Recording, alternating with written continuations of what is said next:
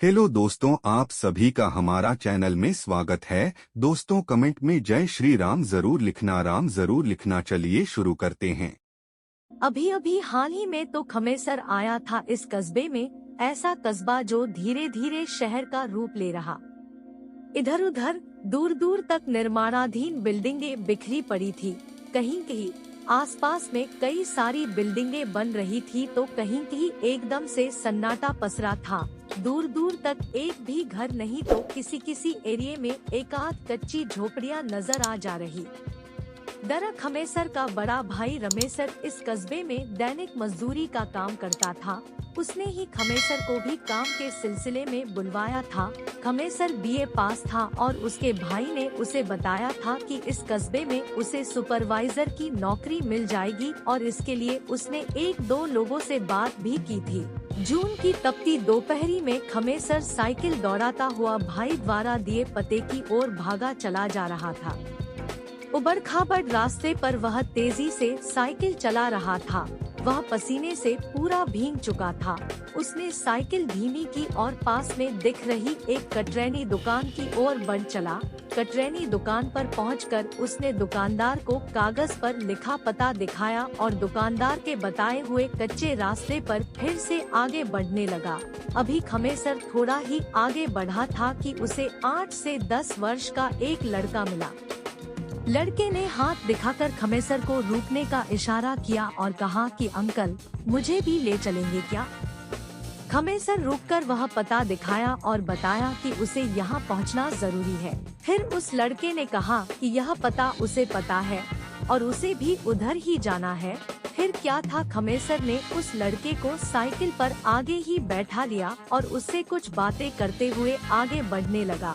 लगभग 5 से 7 मिनट के बाद लड़के ने खमेसर को एक बन रही बिल्डिंग के तरफ इशारा करते हुए बताया कि यह वही बिल्डिंग है जिसका पता आप पूछ रहे हैं। फिर लड़के ने कहा कि अंकल, पहले आप अपना काम कर लें, फिर मेरा घर थोड़ा और आगे है, वहाँ मुझे छोड़ देना। खमेसर ने हामी भर दी और अपनी साइकिल को उस बन रही बिल्डिंग के तरफ मोड़ दी। बिल्डिंग के पास पहुँचते ही उसे एक आदमी मिल गया जो शायद वॉचमैन था। खमेसर ने उस व्यक्ति को वह कागज दिखाया और पूछा कि यह पता यहीं का है ना? वॉचमैन ने हाँ करके पूछा कि आपको किससे मिलना है? इस पर खमेसर ने वॉचमैन से कहा कि मिसिर जी से। वॉचमैन ने कहा कि मिसिर जी तो यहीं थे पर अभी निकल गए, अब वे 1 घंटे के बाद ही मिलेंगे। कोई बात नहीं, मैंने फिर से 1 घंटे में आ जाऊंगा। जब मिसिर जी आ जाए तो आप बता दीजिएगा कि रमेसर का छोटा भाई खमेसर आया था। मैं जरा इस बच्चे को इसके घर पर छोड़कर आता हूँ। वॉचमैन ने पूछा कि किस बच्चे को? इस पर खमेसर ने उस 8 से 10 वर्षीय बच्चे की तरफ इशारा करते हुए कहा कि इसे। वॉचमैन को थोड़ा अजीब लगा क्योंकि उसे कोई बच्चा दिखाई नहीं दे रहा था, पर उसने बात को टालने के लिए कह दिया कि ठीक है जाओ, पर 1 घंटे तक आ जाना, क्योंकि मिसिर जी आने के 2 से 3 घंटे बाद फिर यहाँ से निकल जाएंगे। खमेसर हामी भरते हुए साइकिल मोड़ने लगा। अभी भी वॉचमैन मुंह सिकोड़ते हुए खमेसर को देखे जा रहा था। खमेसर बच्चे के बताए हुए रास्ते पर फिर से साइकिल दौड़ने लगा। लगभग 20 से 25 मिनट साइकिल दौड़ने के बाद वह एक सुनसान इलाके में पहुंचा। इस इलाके की जमीन पूरी तरह से ऊबड़ खाबड़ और जंगली थी। जगह जगह झाड़ियां आदि उगी हुई थी, कहीं कहीं कुछ छोटे बड़े गड्ढे भी थे। खमेसर ने कौतूहल से उस बच्चे से पूछा कि क्या तुम इस इलाके में रहते हो? बच्चे ने हाँ कहते हुए कहा कि हाँ अंकल, मैं इसी इलाके में रहता हूँ। फिर सामने एक खंडहर जैसी जगह की ओर इशारा करते हुए कहा कि अंकल, मैं यहीं रहता हूँ, आप मुझे यहीं छोड़ दीजिए, अब मैं चला जाऊंगा। खमेसर के दिमाग में तो मिसिर जी से मिलना है, कहीं देर न हो जाए, यही बात चल रही थी। अस्तु उसने बच्चे से और कुछ पूछे बिना बच्चे को वहीं उतारकर तेजी से साइकिल मोड़कर फिर उसी रास्ते पर वापस साइकिल दौड़ाने लगा। 20 से 25 मिनट साइकिल दौड़ाने के बाद वह फिर से अपने पते पर आ गया। वॉचमैन ने बताया कि मिसिर जी आ गए हैं और इतना कहते हुए वह उसे लेकर उस बन रही बिल्डिंग के अंदर पहुंचा। अंदर मिसिर जी कुछ लोगों से बात कर रहे थे। वॉचमैन द्वारा परिचय कराए जाने के बाद खमेसर ने मिसिर जी की पवलगी की। फिर बातचीत हुई और मिसिर जी के यह कहने की बात कि कल से तुम काम पर आ जाना। प्रसन्न मन से खमेसर मिसिर जी का धन्यवाद करते हुए उस बिल्डिंग से बाहर निकल गया। बिल्डिंग से बाहर निकलने के बाद खमेसर काफी शांति महसूस कर रहा था, क्योंकि वह लगभग 10 से 12 दिनों से काम की तलाश में इधर-उधर भाग रहा था। वह साइकिल के पास आकर स्टैंड पर से साइकिल उतारा और उसे डुगराते हुए ही आगे बढ़ने लगा।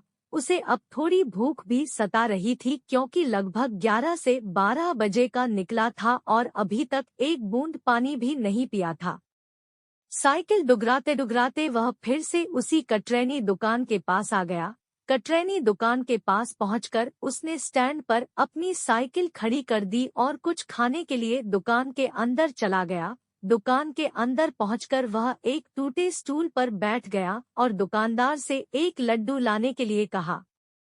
दुकानदार कागज में एक लड्डू लपेटकर उसे दिया और साथ ही एक जग पानी और एक शीशे का गिलास भी ले आया। लड्डू खाते खाते अचानक खमेसर की नजर दुकान में ही एक खंबे से कांटी में लटकी एक फोटो पर पड़ी, जिस पर फूलमाला चढ़ाया गया था। बच्चे की फोटो और उस पर चढ़ी फूलमाला देखकर खमेसर धीरे से दुकानदार से पूछा कि यह आपका लड़का है क्या? दुकानदार ने उदास मन से हामी भरते हुए कहा कि हाँ बाबू, यह मेरा लड़का ही है। अभी इसकी उम्र भी क्या थी, दुनिया भी ठीक से नहीं देख पाया था, पर भगवान की मर्जी के आगे किसी की मर्जी नहीं चलती। दुकानदार की इतनी बातें सुनने के बाद खमेसर धीरे से उठा और उस फोटो के पास पहुंचकर गौर से उसे देखने लगा। फोटो को गौर से देखने के बाद अचानक उसे कुछ याद आया और उसके चेहरे पर घबराहट के साथ ही पसीना भी आ गया। उसके पूरे शरीर में कंपन शुरू हो गई। बिना कुछ बोले वह फिर से अपनी जगह पर बैठ गया। दुकानदार ने खमेसर के गिलास में चाय उड़लते हुए कहा कि बाबू, सबको जाना है, पर समय से जाना अच्छा लगता है। यह मेरा लड़का बहुत ही होनहार और उपकारी था, सबकी सहायता करता था, यहाँ तक कि अपरिचितों की भी। इस एरिया के सभी लोग इसे बहुत ही चाहते थे। इसे इस नवनिर्माणाधीन इलाके के बारे में पूरा परिचित था। जब भी कोई अनजाना कोई पता पूछता तो यह केवल पता ही नहीं बताता, अपितु उस व्यक्ति को उस पते पर छोड़कर आता था। इसकी वजह से सभी लोग इसे बहुत ही प्यार करते थे। लगभग 1 महीने पहले की बात है। एक दिन एक अनगोया अनजाना मेरी दुकान पर आया। उसे उसी जगह पर जाना था जहां से आप आ रहे हैं। मेरा बेटा उस अनगोये को लेकर वहां पहुंचा। उस दिन उस बिल्डिंग के दूसरे महले पर पैट आदि बांधने का काम चल रहा था। पता नहीं मेरे बेटे के दिमाग में क्या आया कि वह एक पैट पर चढ़ गया। अभी वह पैट पूरी तरह से बांधा नहीं गया था। उसका पैर फिसला या पता नहीं क्या हुआ कि वह पैट पर से गिर पड़ा और वहां से कुछ लोग उसे लेकर अस्पताल तक पहुंचते, तब तक उसके प्राण पखेरु उड़ चले थे। इतना कहने के बाद उस दुकानदार की आंखें डबडबा गई।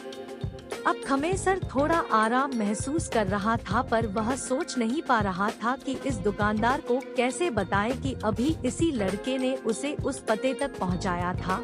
अभी खमेसर कुछ बोले इससे पहले ही वह दुकानदार फिर बोल पड़ा, बाबू, फिर हमने इसे अपने बच्चे को मुर्दहिया पर ले जाकर दफना दिया। दुकानदार ने बातों ही बातों में यह भी बता दिया कि यह मुर्दहिया आप जो पता पूछे थे उसके थोड़ा दूर आगे ही है।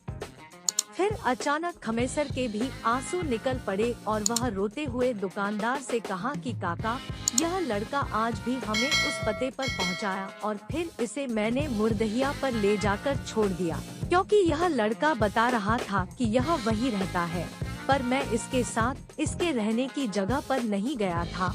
अब तो वह दुकानदार भी फूट फूट कर रोने लगा और कहने लगा कि बाबू, जरूर वह मेरा मुन्ना ही होगा, क्योंकि कल भी इसने किसी को किसी पते पर पहुंचाया था, पर जब उस व्यक्ति ने बताया था तो मैं बोल पड़ा था कि यह नहीं हो, क्योंकि मेरे मुन्ना को गए तो महीनों हो गए हैं। पर आज जब आपसे साथ भी यही घटना घटी तो अब मुझे यकीन हो गया है कि वह मेरा मुन्ना ही होगा और वह मुर्दहिया से आकर अपनी इस दुकान के आसपास ही रहता होगा। अभी दुकानदार और खमेसर की बात चल ही रही थी कि खमेसर के पते वाला वह वॉचमैन भी चाय पीने वहाँ उसे देखते ही दुकानदार उसे चाय देने लगा। वॉचमैन ने चाय पीते हुए खमेसर से पूछा कि बाबू एक बात बताइए, जब आप मेरे पास गए थे तो मैंने तो किसी को भी आपसे साथ नहीं देखा, फिर भी आप बोल रहे थे कि इस बच्चे को छोड़ने जा रहा। उस समय मैं कुछ समझ नहीं पाया था। इस पर दुकानदार फिर से रो पड़ा और कहा कि वॉचमैन बाबू, वह मेरा मुन्ना था और इसलिए शायद आपको दिखाई नहीं दिया। अब वॉचमैन को भी सारी बातें क्लियर हो गई थी, क्योंकि उसने पिछले 15 से 20 दिनों में कितने अपरिचितों को कहते सुना था कि बच्चे को छोड़कर आ रहा हूँ। कहानी कहानी होती है, यह कहानी भी कहानी ही है, और वह भी पूरी तरह से काल्पनिक। इसे मनोरंजन के रूप में देखे पर यह कहना कि आत्माएं नहीं होती, यह बात मुझे हजम नहीं होती है। मैं तो बार बार यही कहता हूँ कि अगर भगवान का अस्तित्व है तो भूत प्रेतों का क्यों नहीं। शायद कभी विज्ञान पूरी तरह से इस पर से पर्दा उठा दे और मेरी शंकाओं पर विराम लग जाए। जय बजरंगबली।